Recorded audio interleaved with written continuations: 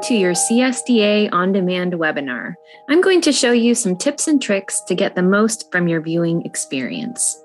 First, if you are watching this video, you have already clicked the blue play button to start watching, but I wanted to take a moment to prepare you now for what to expect after the webinar is over. As you can see, I am watching the on-demand webinar 2022 Annual Employment Law Update. And if I scroll down here, you can see on the status bar that the video is almost over. After the video concludes, a pop-up window will appear and it will let you know you have completed that step, and it will prompt you to go to the next step. Let's see.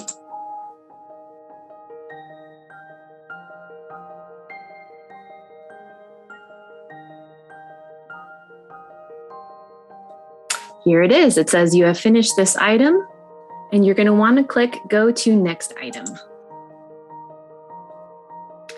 As you can see here, we have an acknowledgement statement that must be filled out in order to get to the next step, which is to retrieve my certificate. Simply answer the question and confirm that you have watched the webinar in full. I am marking true and going to the next step. I'm submitting my answer, and then I'm prompted to go to the next step, which is to retrieve my certificate. If I click on this link right here, it will take me to a new window, and I can scroll down and find all of my certificates. Here are my on-demand webinar certificates, and here are my live webinar and event certificates. I do not have any here, but I can see that my annual employment law update webinar is now ready. I can print my certificate. I can download here. And if I scroll down, I can see that the title is here. The date that I completed is here. My name is here. This is where your district will show, and you're all set. That is where your certificate will be. If I want, I can go ahead and click back to where I was and go to the next step. If I do that, I will be directed to fill out the survey. We are always working to improve our educational offerings here at CSDA. So if you do have a moment and can let us know what you thought of the webinar that you watched, that would be great. Simply click on the link here, and you will be directed to a new page where you can fill out the survey and let us know your thoughts. It is very brief and only just takes a couple minutes to fill out. And we appreciate you taking the time to fill that out for us.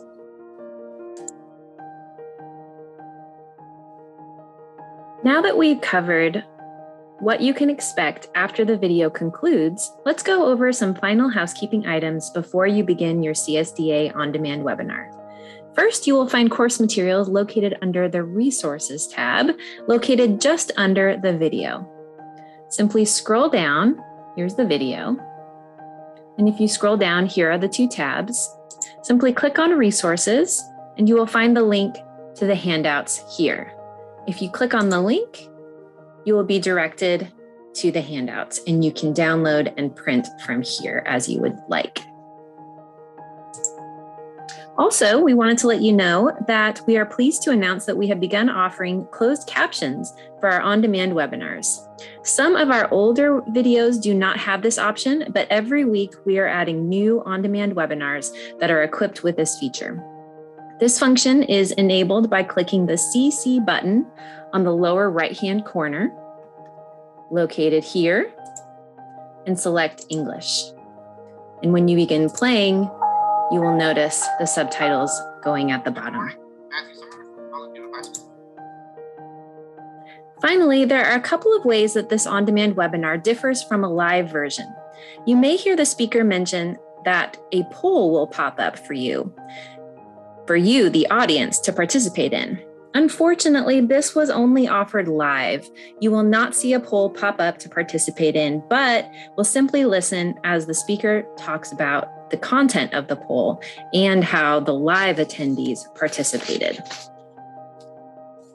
Also, this on-demand webinar was originally recorded in Zoom, which means there was a chat and a Q&A box available to the live attendees. You may hear questions that were asked or comments that were dropped into the chat box. You might also hear about course materials or links that were provided in the chat box. But again, as an on-demand webinar viewer, your experience looks a little different. And so your course materials are located below under the Resources tab, and there is no chat box to engage with the speaker or other participants. So that's it. I hope this helped answer some of the most pressing questions you might have and allows you to be able to get the most out of this incredible tool, training at your fingertips and offered when it is convenient for you. We hope you enjoyed this video.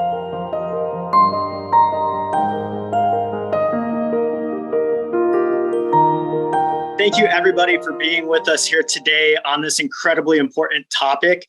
What we're going to be talking about today are California's special districts taking on one of California's biggest statewide challenges at the local level. Of course, that is the California drought, and we will get to that topic here in just a moment. But before we do, I wanted to take an opportunity to introduce who our all-star panelists are going to be, who our presenters are going to be from 4 special districts throughout the state of California, as well as give you a very brief overview of what a special district is. And so with us here today are going to be 4 local service specialists. We've got from across the state. These are leaders in the local government world, in the special districts world. We have Greg Wood, who is a board member for the Rosamond Community Services District.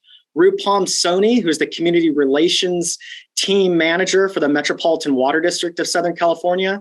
Brian Langpap, who's the public information officer manager for the Los Angeles County Sanitation Districts, and Don Bartz, who is the general manager for the Phelan Pinion Hills Community Services District. So you're going to get really some breadth and depth and diversity of who these local government leaders are, and you'll be getting to hear straight from them on this important issue facing their communities and really our entire state. But before we get to that, let me take a moment to do a brief overview about special districts, and then I'm going to introduce our team here at CSDA, our legislative team, so that you can know who they are for follow-up questions throughout the rest of this session. So about special districts, we consider ourselves the most local of local governments. Special districts, as I think you're going to see today, are community-driven and future-focused. And let me tell you a little bit about why we refer to them as such.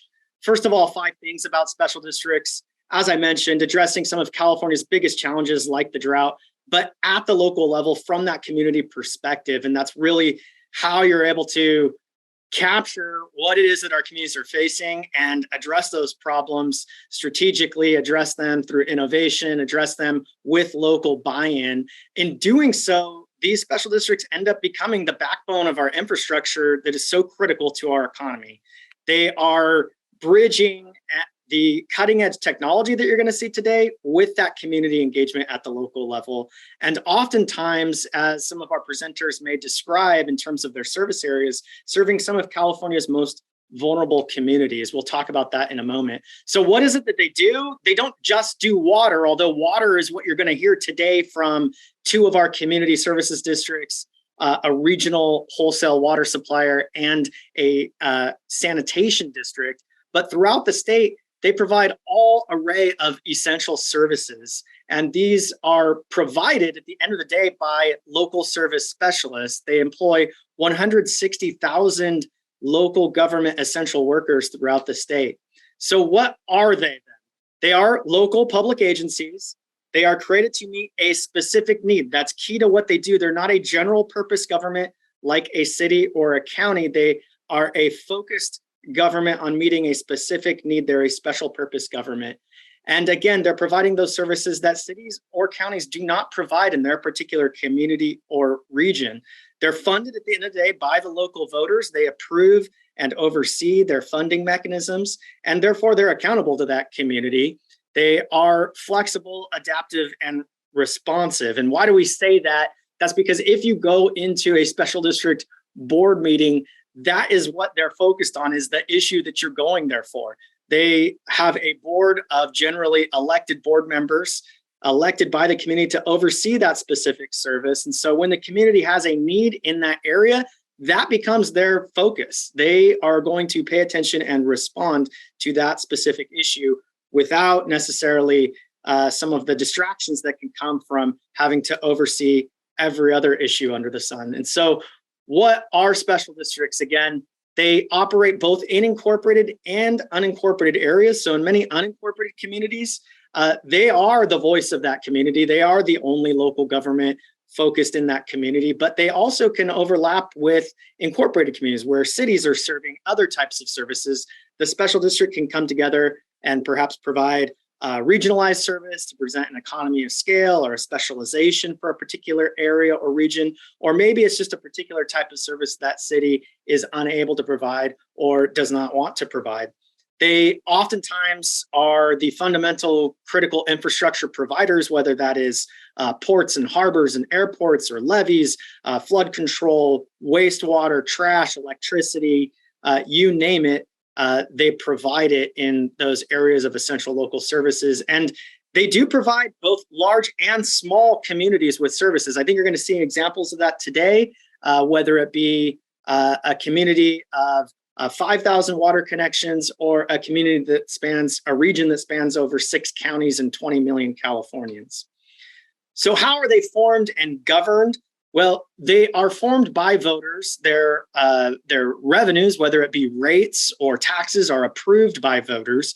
Their enabling acts are in state statute, developed and approved by the state legislature. Their boards then implement that. Their boards, again, are typically elected, sometimes appointed to meet that specific need for that community.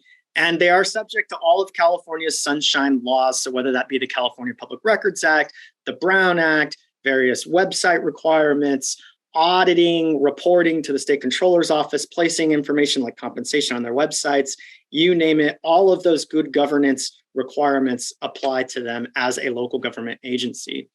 How are they funded? Well, typically they receive both a little bit of non-enterprise revenue as well as some enterprise revenue, although most receive a majority from one or the other source. When it comes to non-enterprise revenues, the main source of funding would be property tax.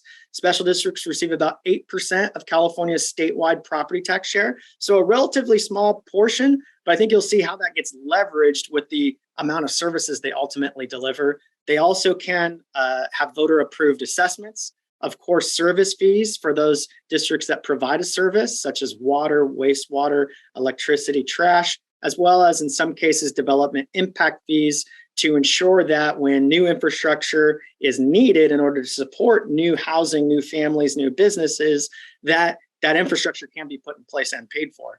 They do receive some limited funding from the state or federal government at times through grants and bonds. And that's, we think, a very important mix, especially when it comes to these issues of statewide concern that require such massive investments, whether it be for things like the drought or other climate adaptations with wildfires, et cetera.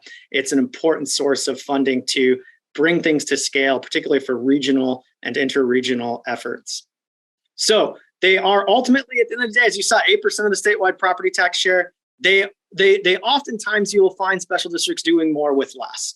And so this is nationwide statistics here. You'll see that they receive about 17.5% of all local government revenue, while they're providing, in many cases, a third of the healthcare, a quarter of wastewater, 15% of parks and recreation, 15% of fire protection, of course, 41% of utilities across the country. At the end of the day, again, we call them local service specialists. Local because that's what they are. They're local. Local is their foundation. It's their core. It's what they do. They're meeting local needs with local oversight and with local control.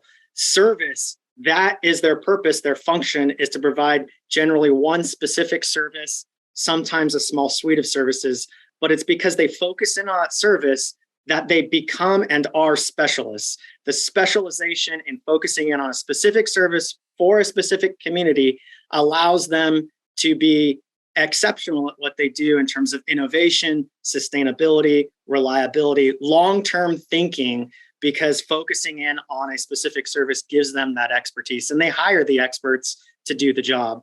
And so today, I think you're going to see that in our 3 examples, but there are hundreds, if not thousands of examples throughout the country. Here in California, we have 2,000 independent special districts. Throughout the country, there are 35,000 independent special districts.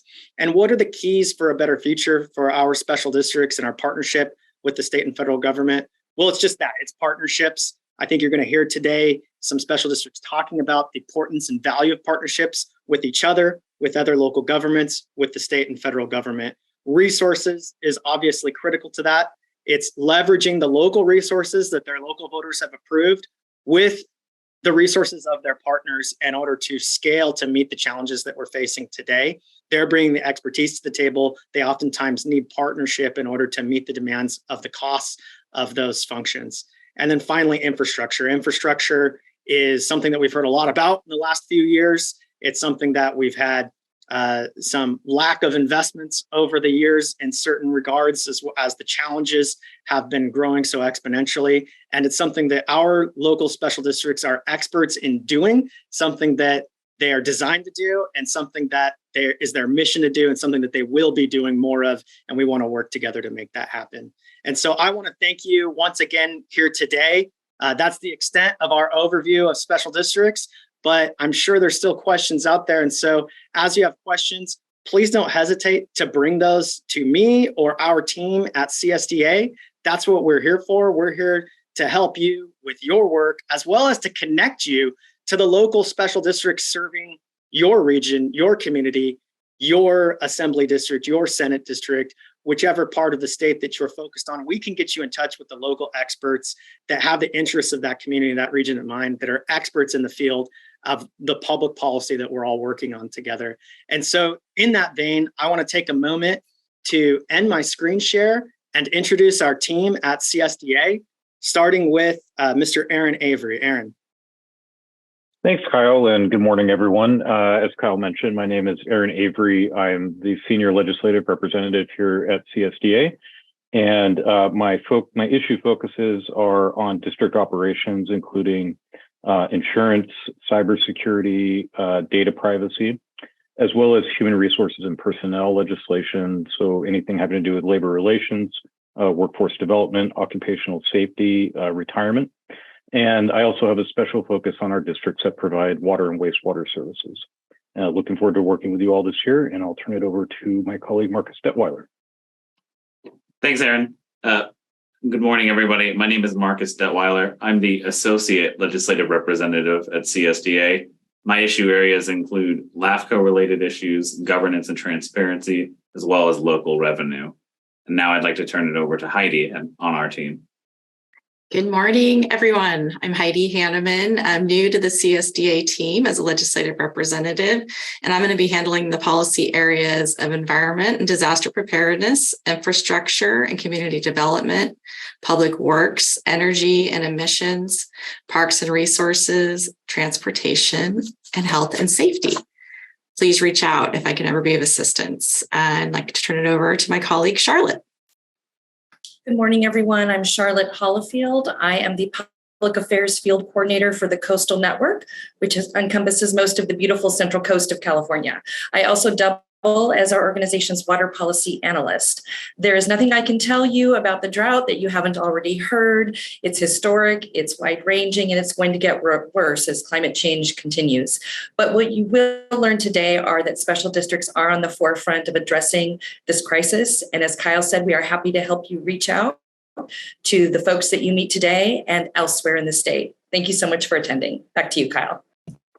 Thank you, Charlotte, and thank you, team. And while we were talking, going over those formalities, Rachel was kind enough to place the participant packet into the chat. And so if you haven't found that off of the webpage that was emailed to you previously, you're more than welcome to download it there or go back to our webpage later and download that so that you have some written material.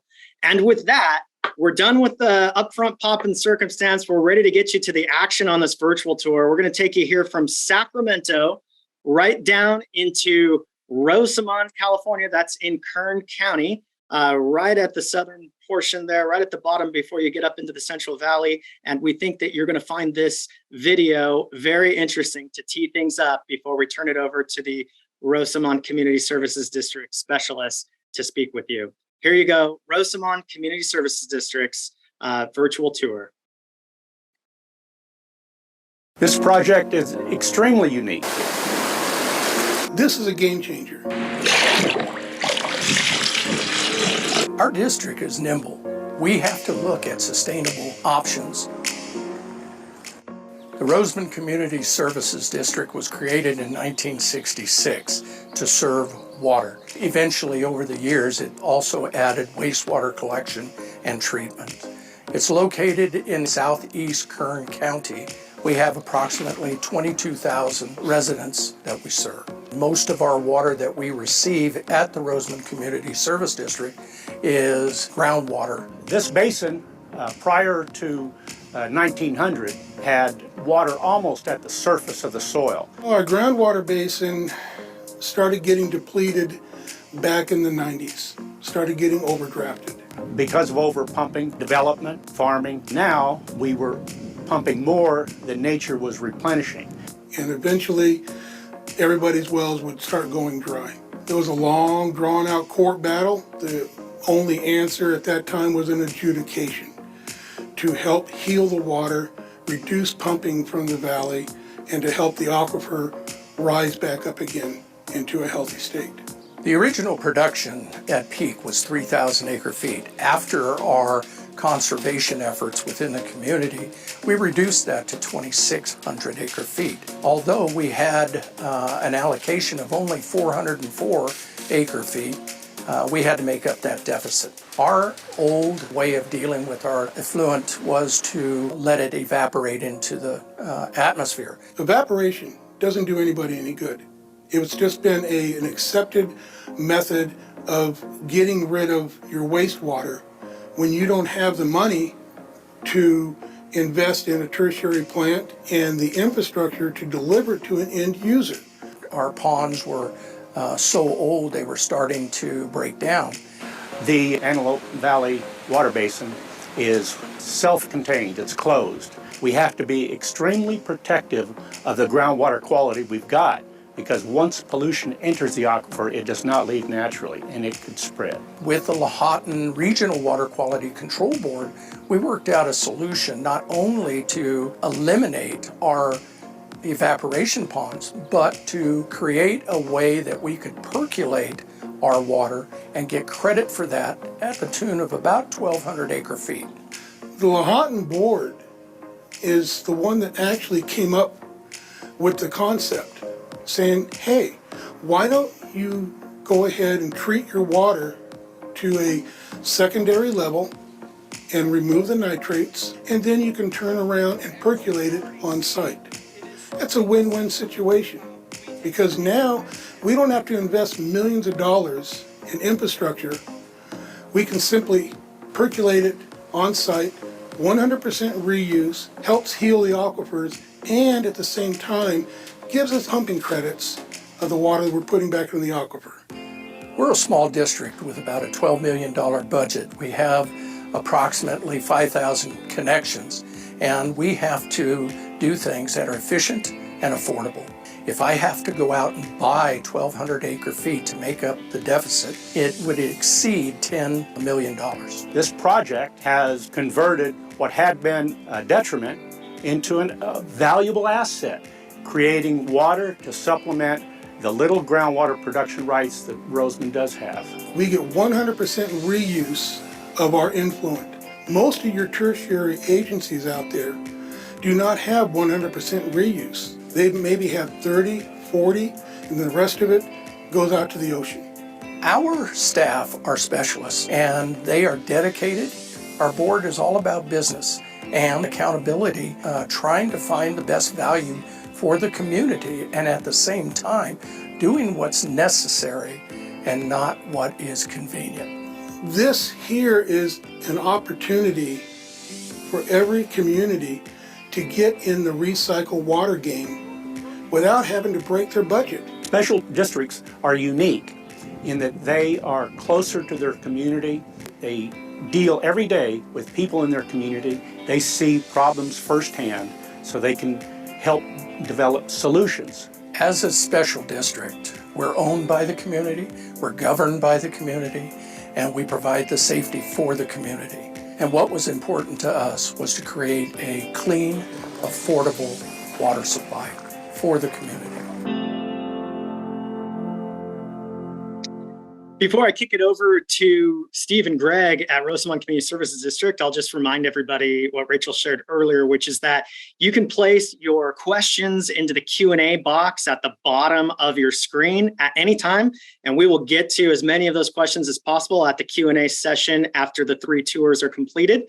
You can also, if you have technical or logistical questions or concerns, chat those into the chat box. So please, as we go, as you have questions, place them into that Q&A and we'll get to those at the end of the presentation. And with that, let me turn it over to the local leaders there in Rosamond Community Services District, their General Manager, Steve Perez, and Board Member, Greg Wood. Thank you. Good morning.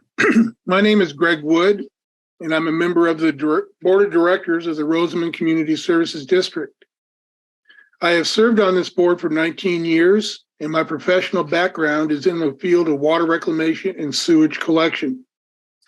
Having worked for Los Angeles County Sanitation Districts as a maintenance supervisor, I was in charge of maintenance for the desert region, which consisted of 2 water reclamation facilities in Lancaster and Palmdale, and the sewer collection system for the Antelope Valley and Santa Clarita Valley.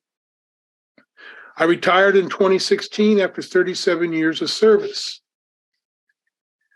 Being on the Rosamond Community Service District Board and working for a large special district, it has given me a unique insight into both sides of the fence, so to speak.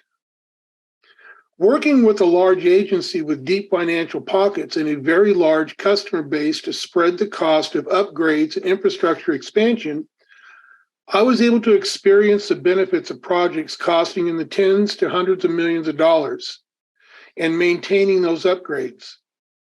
But I also was able to experience the frustration as a member of the managing board of directors of a small agency, wanting to do for our community what the large agencies do, but because of the small size of our customer base and a very small annual budget compared to larger agencies, the ability to put our wastewater to beneficial use was something we wanted to do, but was out of reach for us financially.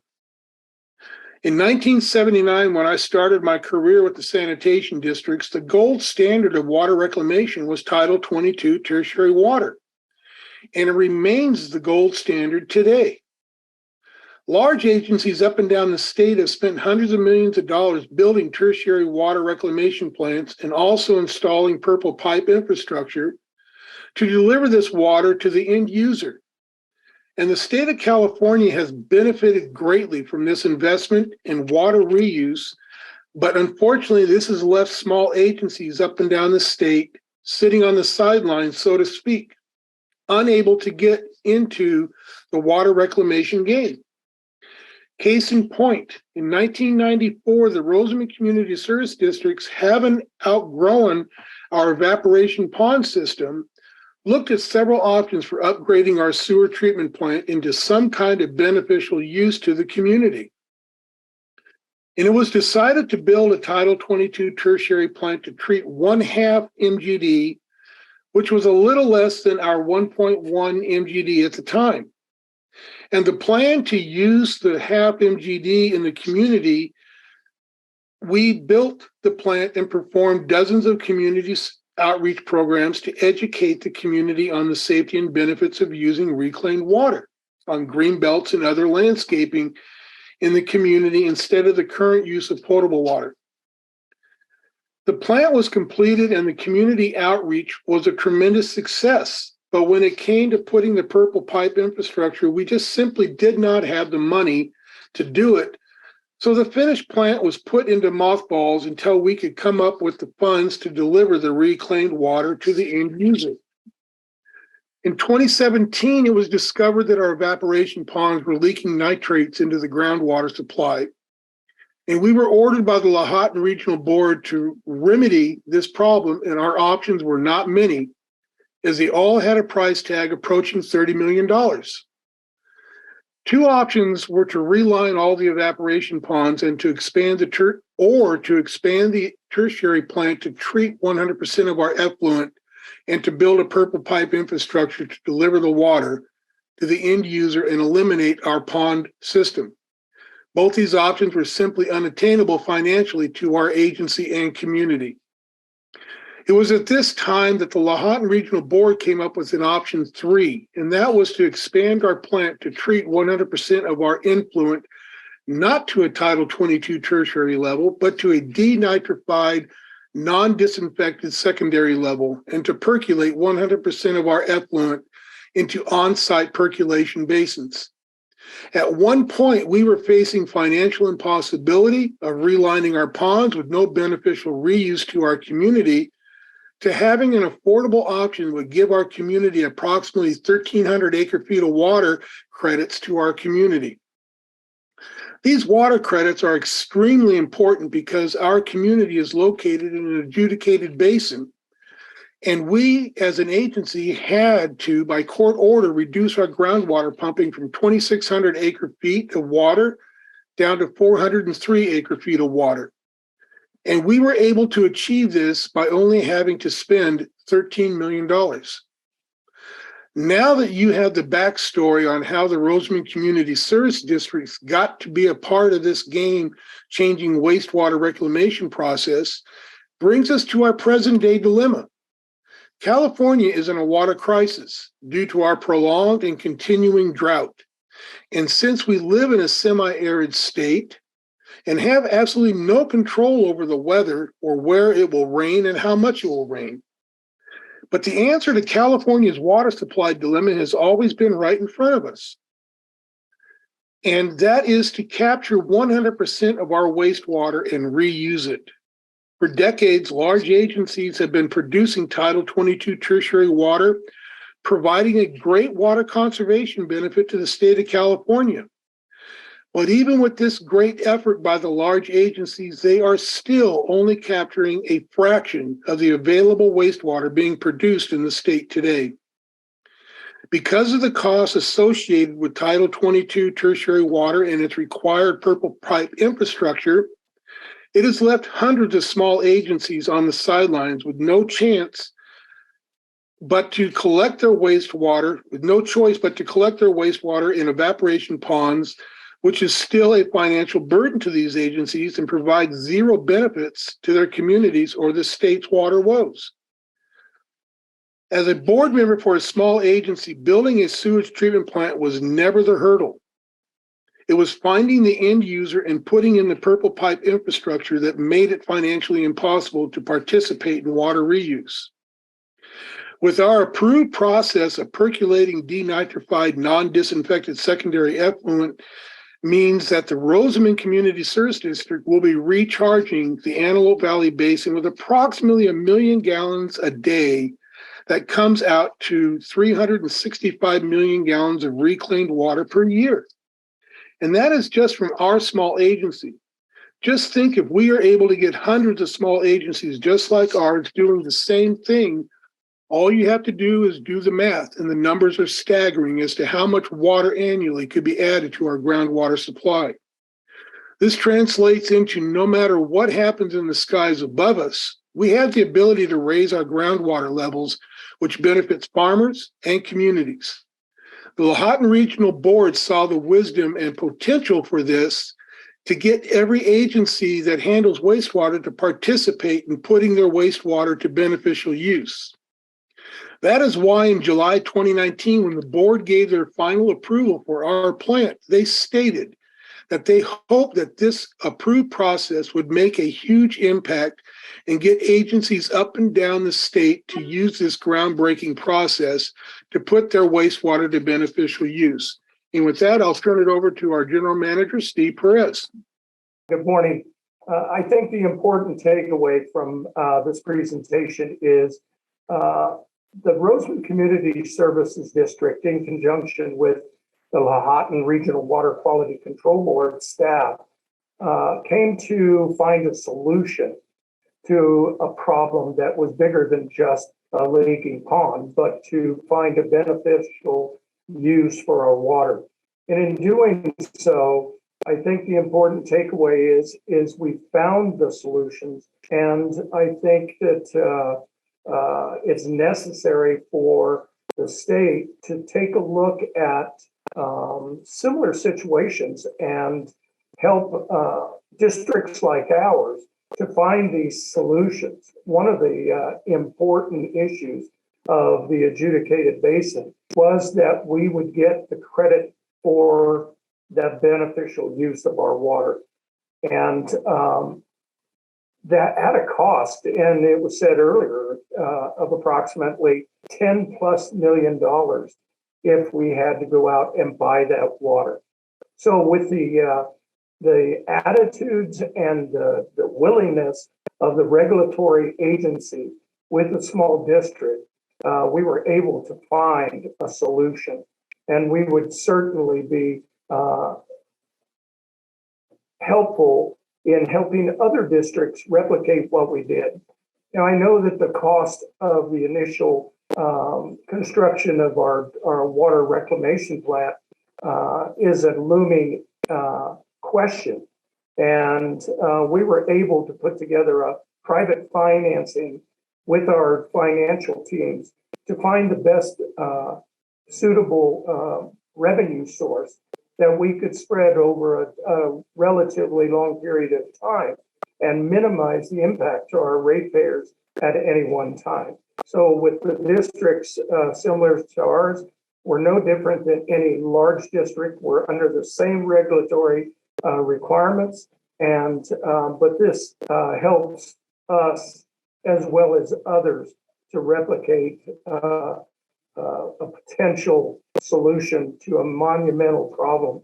And we want to thank you for your attentiveness and for allowing us to present this to you. Thank you very much. Thank you, Steve, and thank you, Greg.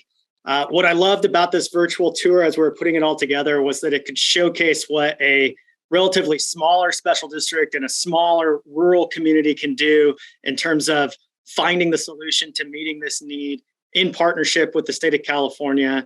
And then also, as we're going to swing down into the Los Angeles area, into downtown, the Los Angeles core, actually in Carson is where this next video will be based.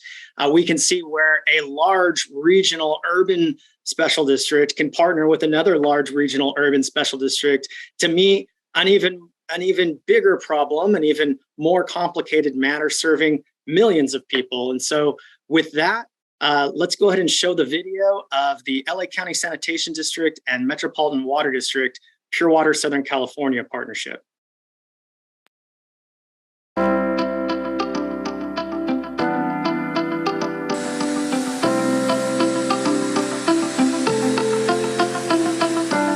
We welcome you to the site of the Los Angeles County Sanitation District's Joint Water Pollution Control Plant. Water is too precious to be used only once. Our mission is to convert waste to resources. So our recycled water, the wastewater that comes in, we always have seen it as a resource. We serve a 6-county service area in Southern California, about 19-20 million people in that service area. The Metropolitan Water District is a wholesale water agency formed in the 1920s really to bring water into Southern California from the Colorado River. We're looking to the future as a regional provider for what those next steps are, and we see water purification as the core of the future for new supplies for Southern California. Today, you're in the city of Carson at our Joint Water Pollution Control Plant, which is the largest wastewater treatment plant within our system and one of the largest wastewater treatment plants in the country. The Joint Water Pollution Control Plant is operated by the Los Angeles County Sanitation Districts. We are made up of 24 independent special districts that were specifically formed to manage wastewater and solid waste at a regional scale. This facility is currently not providing any recycled water. We're just treating it to secondary treatment standards, and then it's all discharged to the ocean. So there's opportunity. This is our last untapped source. I am a resident of the city of Carson for over 50 years. We want to know that when we turn our taps on, we don't have to boil water. It's all good. I've had the opportunity to tour the LA Sanitation District several different times. I am so impressed at what they do. They have a project that is called the Pure Water Project. What they're looking to do, which is incredible, is recapture that water, purify it even more, removing any other microorganisms that might be in it, and get it to the level where we can then reuse that water to drink.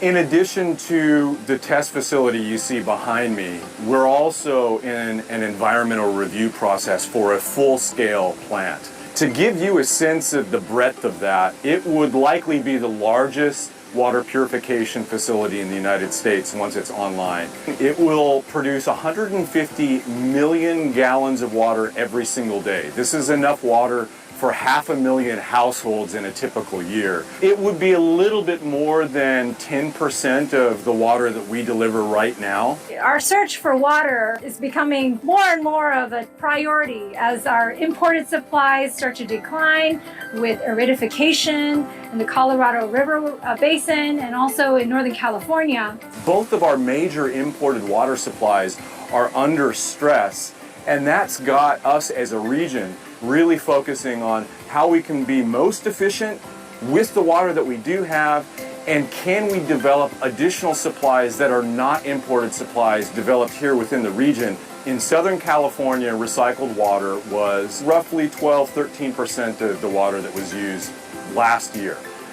Going forward, say the next 2 decades or so, we think that we can double that percentage. So it might get closer to 20, 25, maybe even 30%. The future of recycled water is water purification. It's actually kind of a two-step process. We have what we call biological reactors, or bioreactors for short. And then we have the membrane tanks where we actually have hundreds of thousands of hollow fibers. This fiber is like a straw, and the water is actually going through this membrane. It has pore sizes of 0.04 microns, and through that, the water is cooled under vacuum. So you have a very high quality, low turbidity water that can go downstream to the next process. We also need the regulatory structure to be put in place, that framework for what's known as raw water augmentation, being able to take this purified water and put it into a pipeline just upstream of our treatment facilities. Right now they're focused on having it complete by the end of 2023, and we and many other agencies in the recycled water area are working with them to make sure that that happens. So we're depending on that to be able to get this project done. Special districts are very important in that we provide specific services. That's our mission, that's our goal. And we're able to advocate for our ratepayers. Working on the Pure Water Project as a wastewater agency and working with Metropolitan as a water wholesaler, we're able to leverage the best of both sides at all levels, in terms of staff levels, operations levels, engineering. Our legislature in the state of California, in Sacramento, need to have this as a priority. It has to happen. Fundamentally, projects like this will make our region more reliable, will have a great economic benefit as a result, and we think it creates a very logical nexus for the state and for the federal government to support these programs. It's my pleasure now to introduce to you two representatives, Rue Palm-Soni, the Community Relations Team Manager from Metropolitan Water District, and she'll be followed by Brian Langpap, the Public Information Officer Manager of the LA County Sanitation Districts. Thank you. Go ahead. Yeah, good morning, everybody. We have a short presentation to talk about our efforts to recycle more water with the Pure Water Southern California program. So the sanitation district serves 78 cities and unincorporated Los Angeles County, essentially all of LA County, but the city of LA, which has its own sanitation department. As mentioned in the video, the sanitation districts are actually a confederation of 24 different special districts that were supported by a single staff. This arrangement provides local control while also obtaining the buying power and cost efficiencies of a big agency. So we serve 78 cities, we collect and treat sewage here for 5.5 million people in LA County with a system of 11 treatment plants, the triangles on this map. At 10 of these plants, we recycle the water. The 11th plant, which is our largest, the Joint Water Pollution Control Plant, or JWPCP, is shown with the blue triangle at the bottom of the map. We want to harvest this last untapped source of water to help Southern California with its water supply. So here's the Joint Water Pollution Control Plant, which currently treats about 260 million gallons per day. Here the water is treated with 2 stages of treatment, primary and secondary treatment. We then disinfect the water and release it to the ocean. This plant takes most of the industrial flow in our system, which makes the water too salty to reuse. Removing salt requires advanced treatment technology, which was historically too costly for water recycling. However, with advances in technology and changes in our water supply, such a project is now economically viable. The Pure Water Southern California would use advanced treatment to purify the water and distribute this water throughout the region. So here we see the total water that we've treated over the years, peaking at about 550 million gallons per day, and now a little bit below 400 million gallons per day. That's about a 30% drop, and that's due to conservation efforts, which really ramped up in the late 90s, early 2000s. So the second line here shows the water that we've treated to a tertiary level. So 3 levels of treatment. This is very highly treated water, essentially meeting drinking water standards. We brought our first water recycling plant online in 1962, and afterwards began bringing on more plants, which led to the rise in this line. But here again, you see that our flows started dropping around 2000 due to conservation efforts. So this third line here shows the amount of water that we produced that was actually beneficially reused in some way, like replenishing groundwater or replacing drinking water that was needed by an industry. So you can see that this amount has been steadily increasing as new projects were brought online over the years. Last year, we beneficially reused about 100 million gallons per day, which is equivalent to the water needed by 1 million people. So here's another way to view that same data. The top portion is the portion that's going to the ocean. The middle portion is the highly treated water that's not beneficially reused, and then the bottom is the beneficially reused water. So we want to get rid of that middle band, and we're kind of squeezing it down. But really, the big opportunity here is this top portion, this amount that's going to the ocean. And that's really the problem we're trying to solve here with the Pure Water program, is harvesting this last untapped source of water in our system. We think with this project, we can produce 150 million gallons per day of purified water, which would be enough water for 1.5 million people. And as you can see graphically, that would more than double the amount of water we're recycling for the region. But due to state laws, the sanitation districts cannot build pipelines for recycled water, and we cannot sell recycled water directly to customers. Instead, we got to partner with agencies to recycle water. So this slide shows the 119 retail water agencies in the portion of our service area within the Los Angeles basin. Clearly, partnering with so many entities would not be a trivial issue. So I'm looking for a partner to recycle that water down in Carson. We realized that we needed a water agency partner with the expertise and the resources to provide regional distribution for this huge amount of water. The obvious solution was the Metropolitan Water District of Southern California, the nation's largest water wholesaler. Now I'm going to hand off to Rupam to continue the story. Thank you, Brian. So yes, we are the nation's largest drinking water provider, and we provide water all across Southern California. We provide water to our 26 member agencies who you see here on this map. Our service area covers 5,200 square miles, 19 million people, and $1 trillion economy, the 13th largest economy in the world. And our water supplies, most of our water is imported from the Colorado River and from the Sierra Nevadas. We also have made investments in local water supplies through our member agencies and also through conservation, but those imported supplies are still the core of water reliability in Southern California. And if we go to the next slide, we faced some major challenges to these imported supplies. And you've seen this in the news, you've seen these pictures, but I feel like these pictures really show how severe the situation is. You can see the bathtub rings around our major reservoirs here on the left, Lake Oroville. In Northern California, on the right, Lake Mead on our Colorado River system. Both supplies have been stretched. This is an unprecedented drought, but with climate change, there's just more and more of this expected in the future. And so to get through the now, we are implementing some monumental conservation programs. And for the future, it's Pure Water Southern California. So this is a map view of the Pure Water Southern California program. You learned all about it in the video, but if you're wondering where exactly is this water going to go, how is this going to work, this map shows it all. So the heart of the program is in Carson, where the Joint Water Pollution Control Plant is located.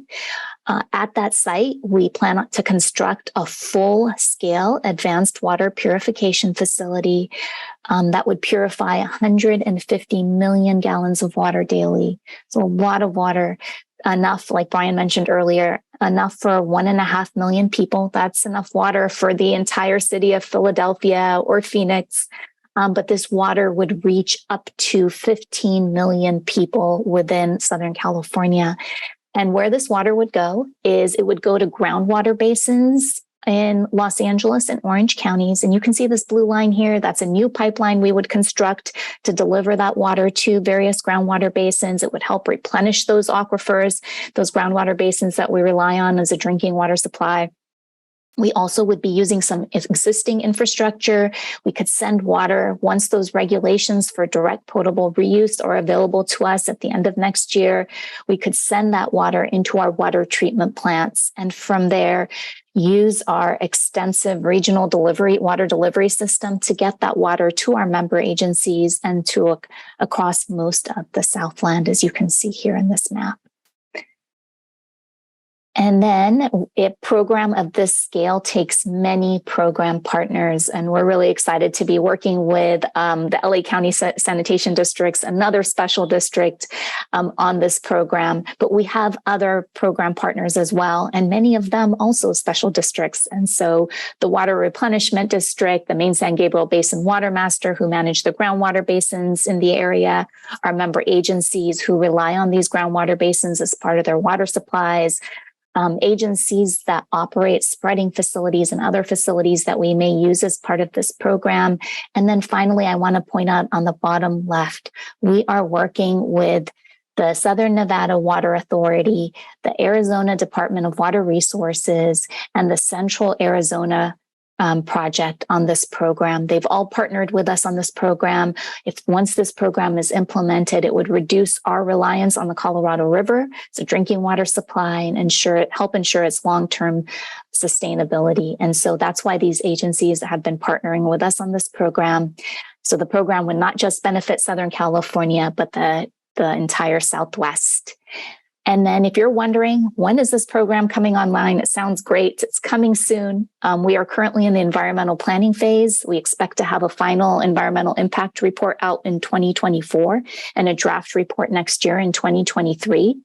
We expect this program to be online in 2032, but we are looking for opportunities to bring it online as early as 2028. And that's due to design build legislation that was recently passed that would allow us to pursue design build and progressive design build for this project. That would take off some time, as well as an $80 million grant that we got from the state that also allows us to begin some work on this program sooner than we thought we could. So coming soon. And then finally, we definitely could use help with this program. Really important to have funding opportunities to make sure this water supply is affordable. It does cost more than our imported supplies. Having those regulations for direct potable reuse are also critical for this project. And then also any chance to get the word out about this program to community members is really helpful. We want to make sure everyone is on board and understands that this is the future of water here in Southern California. So if you can share information with your constituents, come visit our demonstration facility in Carson. We would love to host you. And please feel free to learn more. Here is our website. And a special little thing I've got here is a sample of our purified water. I don't know if, there we go. That's the right angle. You can see this, but if you come visit us, we'll have many more samples to show you of each step of the purification process and how all the details of this program and how it works. And so with that, I think I'm going to hand it back to Kyle. Thank you, Rupam, and thank you, Brian. With that, we're going to really shift gears, take you out to the Antelope Valley area and see what's happening in Phelan and Pinion Hills. Sheriff's Department, search warrant! Sheriff's Department! It's the Wild West out here. Since the legalization of marijuana, one of the major concerns is water. People are being able to have these illegal grows, steal water, and it's maybe a $500 fine. Phelan is located on the eastern portion of the San Bernardino County. We border LA. The district was created in 2008, and 80% of the people voted for this to become an independent district, which includes water, solid waste, street lighting, and parks and recreation. The groundwater in the high desert is the Mojave Basin. We have an adjudicated groundwater basin, which means every water drop is precious. Mojave Water Agency controls how much water we can extract from the ground. And right now we are ramped down to about 50% of the water rights that we own. So if we own 3,500 acre feet of water, we can extract 50% of that. Over the next few years, it's going to ramp down to 25% of the water that we have. These illegal marijuana grows are extracting that water. They're impacting our basin. It makes our constituents and myself feel sad that this has happened in our area. The passage of the new laws has made it more difficult as it's brought marijuana from a felony now down to a misdemeanor. Fines and penalties and jail sentences have lessened. If you look around the area, nobody has grass in their yard anymore because we've done cutbacks through the state, 20% here, and the upcoming 15% reduction is even worse. And it's just going to cost people money to import water. When we have illegal use of water, whether it be people extracting water from the ground through non-permitted wells or wells that were permitted through the county improperly, that hurts our water production and the rights that we have. Each plant per day can use up to 6 gallons of water. And some of the cultivations that I've been involved in taking down, you have upwards of 3,000 to 5,000 plants. So when you start doing the math, that is a lot of water being used for an illegal operation. Each one of these yellow dots is a grow. Most of the ones in this area are anywhere from 5 to 200 or more greenhouses on one piece of property. The blue squares are wells that were permitted by the county without the option for the district to comment on CEQA. One of the side effects of that is all the chemicals that they use, the fertilizers and the bug repellents on these plants, and there's no oversight from anybody. These chemicals are banned in the state of California. The chemicals can easily travel down through the wells, or if it's saturated long enough, work its way down into the water table and contaminate the basin. Today we're serving 4 search warrants at cultivations here in the Phelan El Mirage area. We're going to go to a vacant parcel of land that's off of Power Line Road. It's going to have 4 greenhouses on it. The greenhouses have, I believe, it may be a chain link fence around it. To access the property, we're just going to hit the barbed wire, walk right in.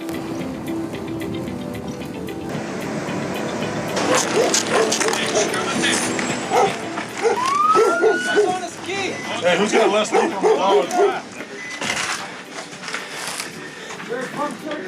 Hey, the door on the other side is open. No, who's coming? Sheriff's Department, search warrant! Sheriff's Department! The impact that the marijuana grow has had on our community has been tremendous. It's affected pretty much everybody in the community in one way or another. From the smell, from stealing water, people were fearful of going into places. We don't have the manpower to go out and hit every single marijuana grower. We hit them, another week goes by, they're back up and running. They're not afraid of the crime. And the money is so good in the illegal industry that they can afford to pay the meaningless fines that they're being fined. There is no punishment As far as what state legislators could do for us, I think stiffer penalties should be enacted. It is not fair that we're asked to cut back 15%, yet we have growers stealing that amount. I would estimate that there's about 2,500 acre feet of water a year extracted for the illegal grows, about equal with the number of connections that we have and the amount of water that our customers use. We have 25,000 customers that live in the district with 7,200 connections. So they are using an equal amount of water to what is legally being taken out of the basin. There's no way to replenish that much water.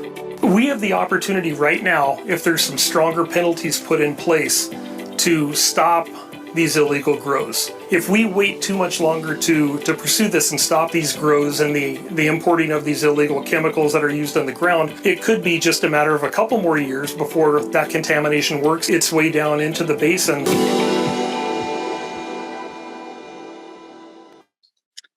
And forgive me for saying the Antelope Valley. I meant to say next door to the Antelope Valley in the high desert, we have our Phelan Pinion Hills Community Services District General Manager with us, Don Bartz. Thank you, Don. Good morning, Kyle, and thank you, and welcome to the Wild West. You can see from the videos that there's a lot of illegal marijuana that's grown out here in the high desert. We're located in the high desert right next to the Antelope Valley. And from what you can see of the videos, that there's really not much in the way of landscaping for houses.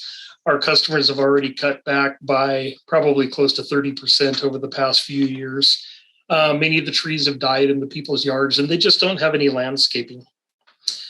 The district relies solely on groundwater, and we've spent approximately $14 million since the district was formed in 2008 to kind of buffer our water supply.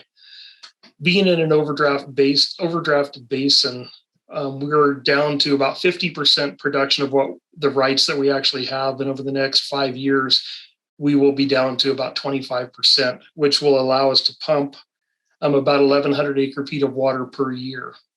So what's going to happen after that is when we get to that point, we will have to import water from State Water Project when it could actually be used for other places in the state that are not in the condition that we're in. We're actually pretty good had it not been for the marijuana grows affecting our water supply.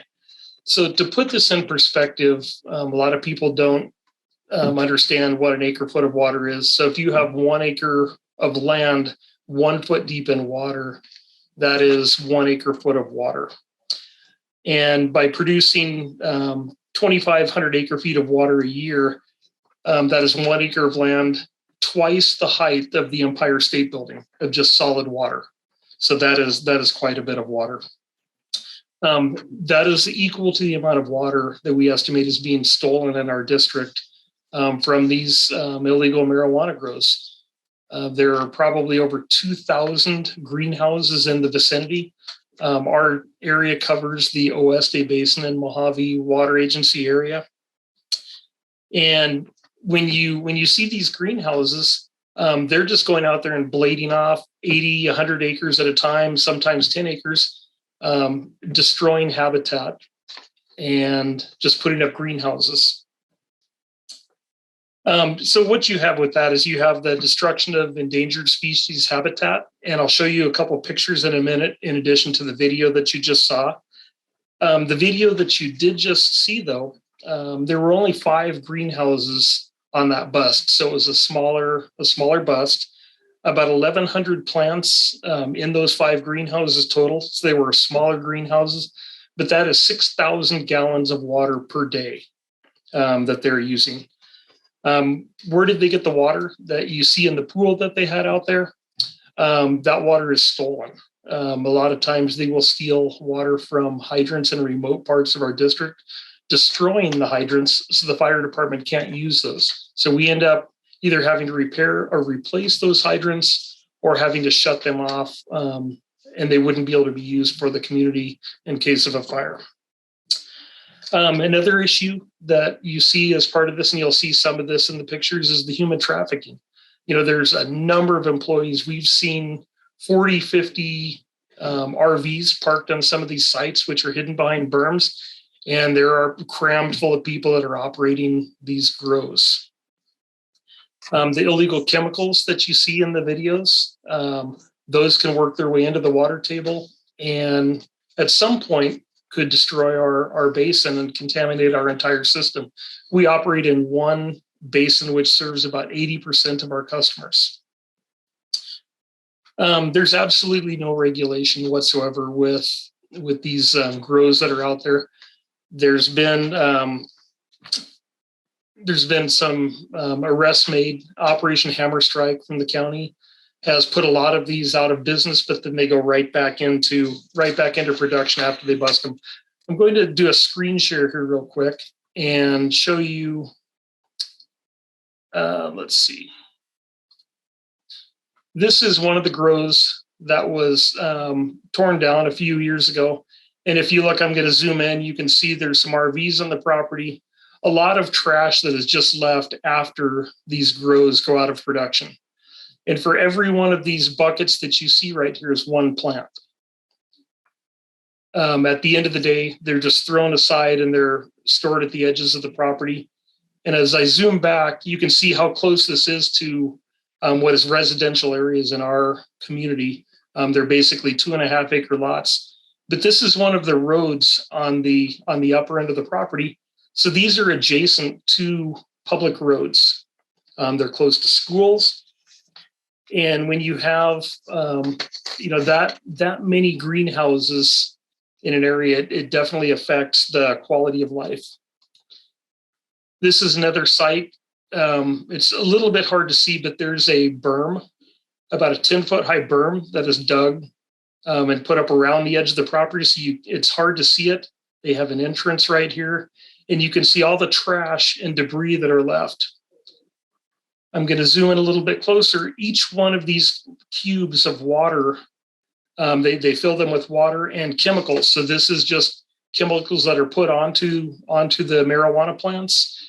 And when they're adjacent to wells, they can either go down the casing of the well if there's some kind of an issue, or they could actually seep into the water table, which is only a few hundred feet in the areas of a lot of these greenhouses. This is another view of the El Mirage area, which is adjacent to our district. And you can see how much land they've just bladed off. They put mulch on the property. And what's interesting about this picture is you can see, I'm going to zoom in on the grow, but if you look up in the left corner, here's another grow right there. There's a huge grow right here at the top of the screen that you can see. There are more grows off in this direction. As far as you can see, there are grows. This is a site with over 300 greenhouses just out in the middle of the desert.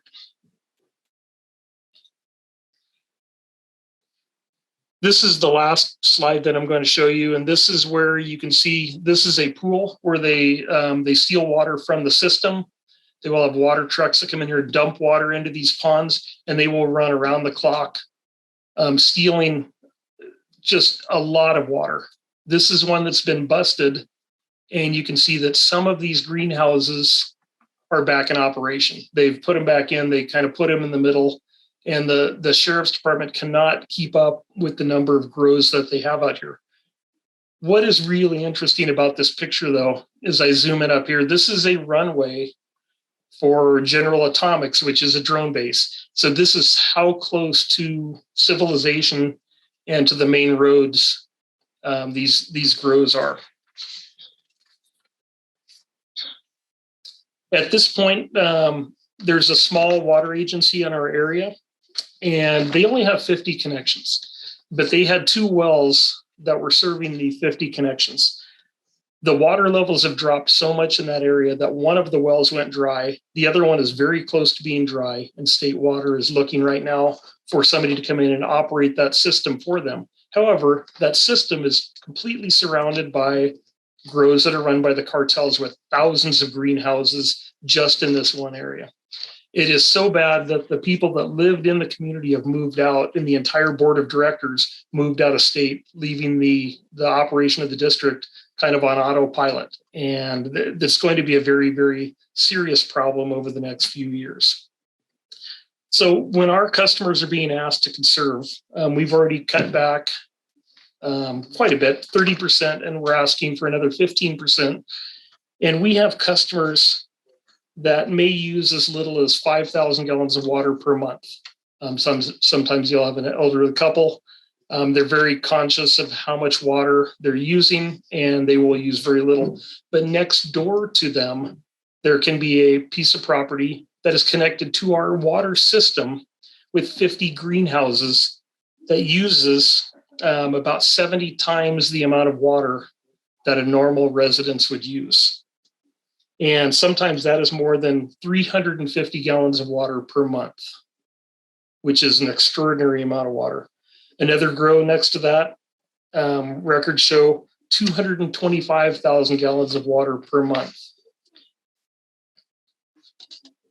The people that are associated with the grows do not care about any conservation, any fines that we could pass out for this. So when our system is being asked to cut back 15% additional from what they've already done, that's borne by the people who are actually that care about the system.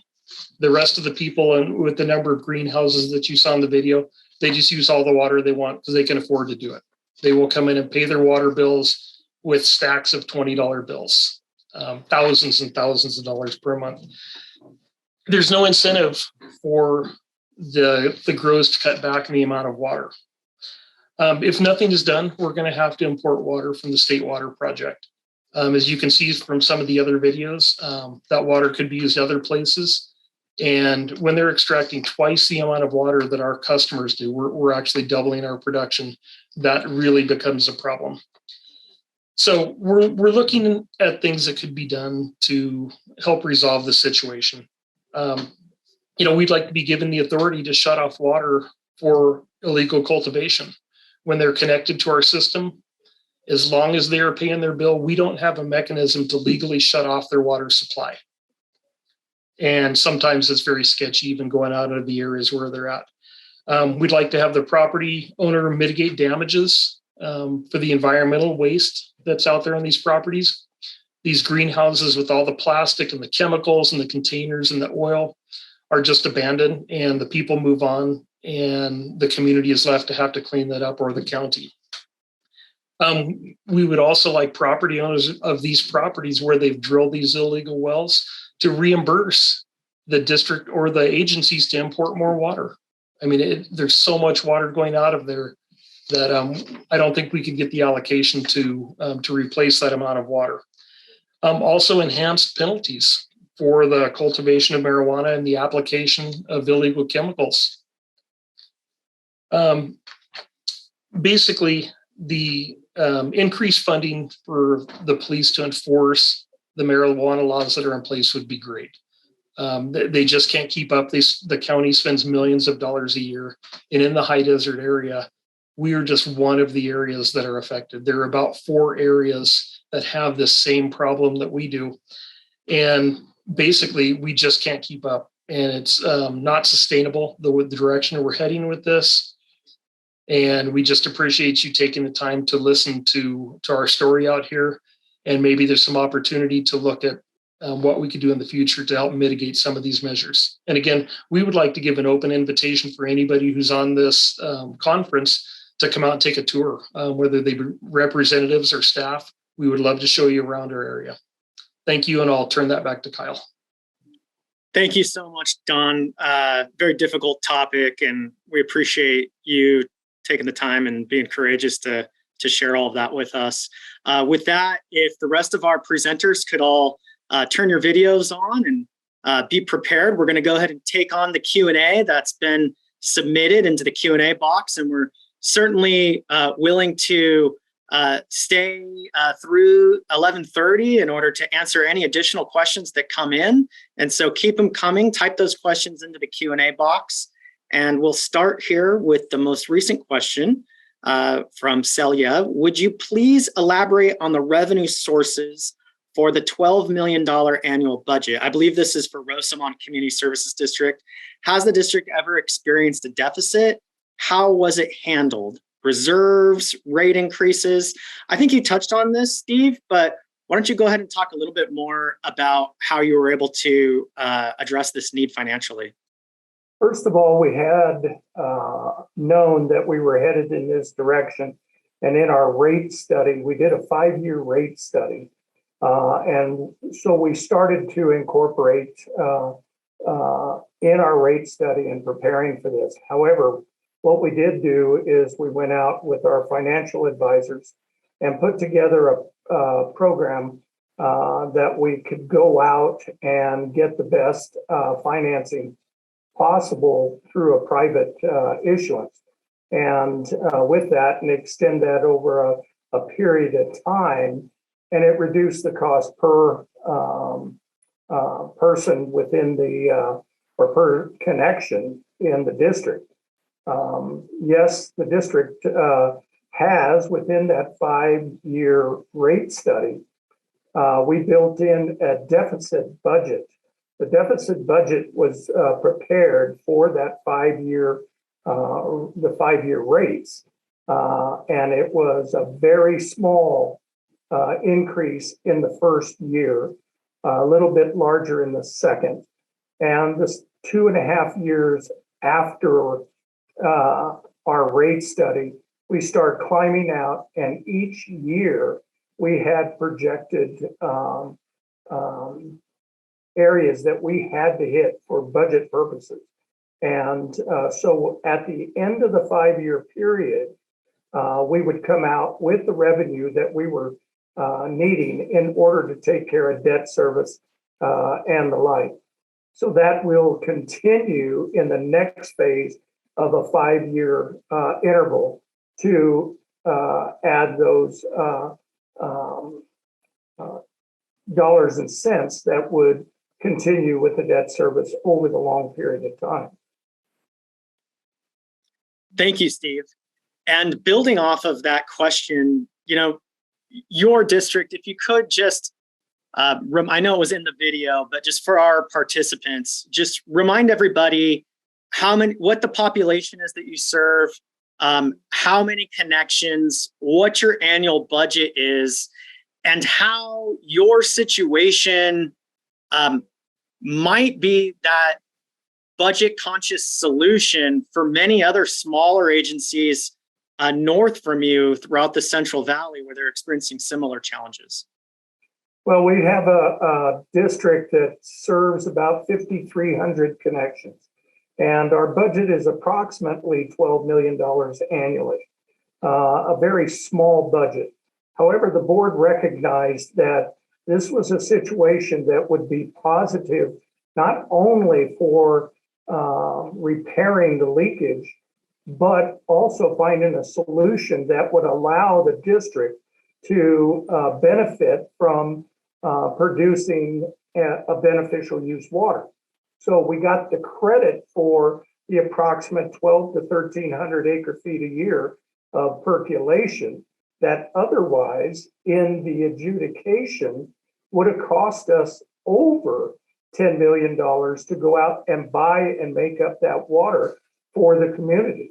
Greg had mentioned that we went from 2,600 acre feet to 404. So there was a big deficit there that we had to make up in order to secure that water. So we didn't really have an option to, should we raise the revenue, should we not? This was a have to situation. One of the big things that I didn't hit on was that in Sigma areas of the state where areas are looking, especially in the Central Valley at Sigma, they may not get credit for doing something such as what we did here, and where the water master gave us credit for the replenishment. And that, I think, is going to be one of the big things that the legislature, the lawmakers could look at to help the drought and help replenishing the basins, is to give them the credits so they can offset the costs of having to go out and buy water. They could get the credits for producing it and not letting it evaporate or just drain out. So that's kind of what we were facing here. Thank you, Steve. And for those who aren't water policy experts in the field, SGMA, of course, is the Sustainable Groundwater Management Act. Thank you for that answer, Steve. I'm going to move on to one of our next questions. And anybody is really welcome to answer this one. It might be more on the point for the two general managers of smaller water agencies that have certainly worked with other agencies, particularly small ones that are challenged financially. But the question is, what would you say or recommend when residents with a distressed special district want financial support from their respective county or the state rather than, quote, taxing themselves to stay solvent? Any answers on that from anyone? Yeah, I'll take a swipe at that one.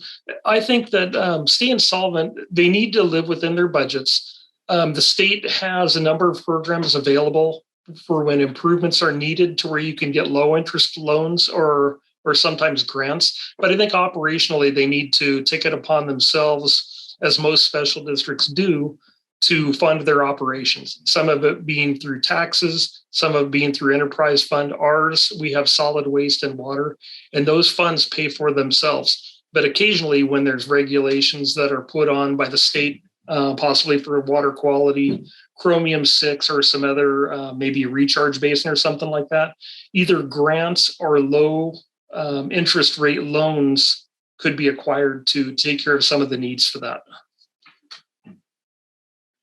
Anybody else care to answer, or is that address it from all of your perspectives as well? Okay, gotcha. Thank you. Next question. This is for all panelists. Are there opportunities for LAFCO, that's Local Agency Formation Commissions, for LAFCO to help special districts in service delivery, internal operations, transparency, or other ways? Should LAFCO do more? I can't find a situation where I can apply it to what you just said, as far as, if my understanding is correct, should LAFCO come together and do more to form these service districts? If so, I have a question that would probably be close to what we're doing in Roseman, and that is consolidating 9 to 10 different water companies. And the biggest issue with the consolidation not is should we take them on, but now that we're in an adjudicated basin, is where's the additional money going to come from for the water that we need to serve those districts? And knowing that in our district, they get a specific allocation through the adjudication. So we are able to use that. But to the heart of that question is, where are we going to get the funding? If LAFCO says, okay, let's consolidate all of this into one district, the revenue necessary to deliver water infrastructure is so costly, it has to be done in conjunction with the state assisting us in doing so. And in our case, that is the case. We are being helped in this consolidation, and we are willing to do that. And Steve, for clarity for everybody, because not everybody may be familiar with the different types of water agencies. So special districts, including water districts, as well as community services districts, such as yours and Don, are public agencies delivering water. But there are also private entities out there that deliver water. One would be investor-owned utilities that are regulated by the Public Utilities Commission. Another one might be mutual water companies. And I believe in your example, you're speaking to how your community services district, your public agency special district, has taken upon itself, in partnership with LAFCO and others, to assist these neighboring communities that are served by mutual water companies in order to bring them this level of service. Is that accurate? That's correct. We are a community service district, so we serve water and wastewater services. The water companies that are out there, as you pointed out, the mutuals and or the privates, if they exceed 10 or more, they're under the state regulations of Clean Drinking Water Act, and they have to comply with those. So we're going to provide them the clean water in exchange for their allocation through the adjudication. And in doing so, that's where the state of California Water Quality Control Board is assisting in that effort to bring them all into compliance, because they have various stages of maximum contamination levels for arsenic or other constituents. Thank you, Steve. The next question asks, what are some special districts that have gotten a lot of attention recently? I'll take a crack at this, but maybe Rupam and Brian, you could probably speak to it as well, because I know as large regional providers in our country's second biggest city, you certainly hear about some of the big attention getting sort of innovations and accomplishments that are out there. I will speak briefly to the fact that, you know, here in Sacramento, we have the Sacramento Municipal Utility District, SMUD. It's one of the biggest electricity providers in the state. And they've gotten a lot of attention recently with their commitment to move to 100% renewable energy by 2030. They're really at the cutting edge of that. They were one of the first utilities to move to large-scale solar implementation in the first place decades ago, as well as everything they're doing to support electric vehicles and a number of other environmentally progressive efforts in order to meet climate change and climate adaptation. So that's certainly one of them. You can't say enough good things about some of the work they've been doing. Another one I'll mention would be AC Transit. That's the Alameda Contra Costa Transit District in the Bay Area. And they are, I believe, if I'm not mistaken, the nation's largest bus-only transit district. And one thing that's very interesting about what they've done is they've really been the leading agency in the country moving forward with zero emission bus fleets. They did a 5x5 study. They called it with Stanford University in order to study how best to accomplish that zero emission fleet issue. And it's really their homework that everybody is using now as they transition to 100% zero emission bus fleets by 2040. So with that, I see, Greg, you have maybe an answer to this question, and then certainly if Brian or Rupam have one as well. Yes, you know, I just want to kind of make a point here, is that, you know, when Steve was talking about the benefit that we're getting, because we do live in an adjudicated basin and we're going to get water credits. But, you know, back in 2019, I was attending the Kern County Water Summit, and I was talking to a lot of Central Valley farmers, and they were complaining that their wells were going dry because the water tables were dropping because of the drought. This is a golden opportunity for the state to look at ways of maybe providing funding or help to small communities, because even if we didn't, as a board member, even if we did not live in an adjudicated basin, this is a project that we would have jumped all over simply because it puts water back into the groundwater supply. And that's the key. The more agencies that we can get to put water back into and replenish our groundwater supply, everybody benefits. The farmers benefits, the communities benefit by having higher water tables, and they're able to expand their communities with new housing, and it just goes on and on. So I think to look at this is not only a water conservation issue and an answer to our drought, but it's a way to make our groundwater supplies healthy again by getting everybody participating in this program. Thank you. Brian and Rupam, anything to add on the attention getting special districts? Yeah, I got two I would mention. One is Las Virgenes. They handle the area kind of West Los Angeles County. And what makes their situation interesting is they have some very wealthy people living there. A lot of movie stars live in their area. And so, you know, these water agencies have been asking people to cut back on their watering of their lawns because we don't have enough water. And, you know, some of these really wealthy people don't want to do it. And I've just been very impressed with kind of how they're managing the situation and trying to find a balance and getting all of their customers, even the wealthy, famous ones, to get in line and do what we have to do.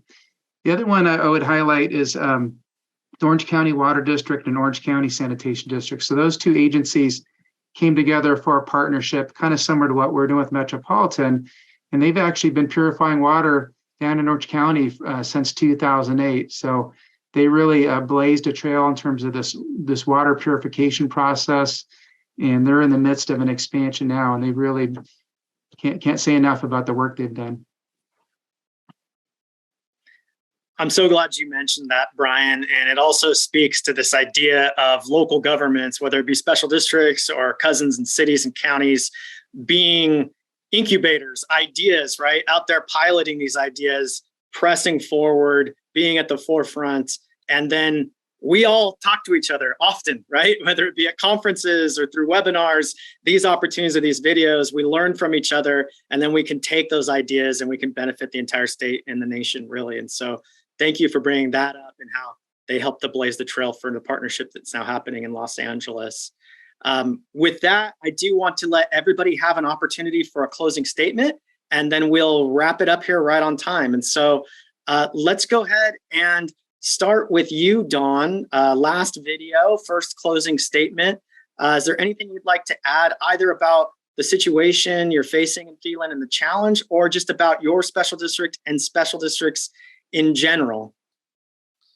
Yes, our special district is very well supported by the community. We split off from the county in 2008, and we continue to have the support from the community. Our board is expected to deal with some of these issues that we have, and I appreciate the opportunity to bring these to a kind of a wider audience than we have in the local area. We're doing everything we can do here, but we believe that there are some additional things that could be done, and we do appreciate the support from the state agencies and from special districts. Thank you, Don. Let's go to Brian and Rupam. Anything for you to close with? Sure, I'll go ahead and start, and then Brian can add in whatever else. I just wanted to say that, while we live, eat, breathe, drink, or drink as much as we can, our water here at Metropolitan, that's our expertise. It is a community issue. It's a statewide issue. It's a regional issue. And it takes all of us working hard to make sure that we solve these challenges so we can continue to have those reliable water supplies. And I just feel like Pure Water Southern California really embodies that, having a partnership with the sanitation districts, with many other agencies, so many people to make this program happen. I'm really excited to work on it and have it online here in the future. Yeah, the only thing I would add is, I think there's just a recognition that the status quo is not going to cut it. Our water supply is just not what it was. And we have to innovate and invest to have a safe, good future. Thank you, Brian and Rupam. Steve and Greg, anything to finish it off with?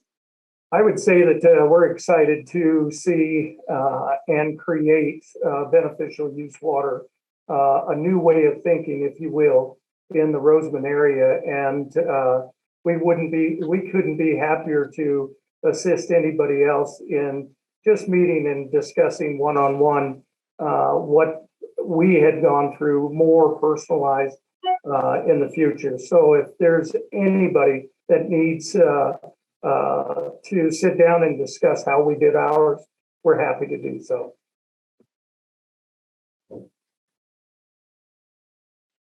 Greg, anything I would like to go ahead and thank the CSDA and all the participants for allowing us to share with you our facilities, and also just to remind everybody that we're in this together, and we all need to work together to solve these problems. And the more of us that talk and discuss these items, we will come up with the solutions. And I encourage anybody that wants to come down to Roseman to tour our facilities, to look at what we're doing, or have us come to you and talk to your boards and talk to your communities, that we will do so, because it's important that we all get on the same page and all work together on this. Well, thank you, Greg. Thank you to our all-star cast of presenters, our local service specialists, for sharing a little bit about special districts and a lot about how we're all working together to confront this historic drought. With that, I want to thank all of the attendees for being a part of this. We wouldn't be able to do this without you, and we look forward to continuing our work with you. You have the contact information for our team at CSDA. We are here to help you, to be a resource, and you've got the packet for this tour with all the contact information for these presenters today and their local special districts. Thank you.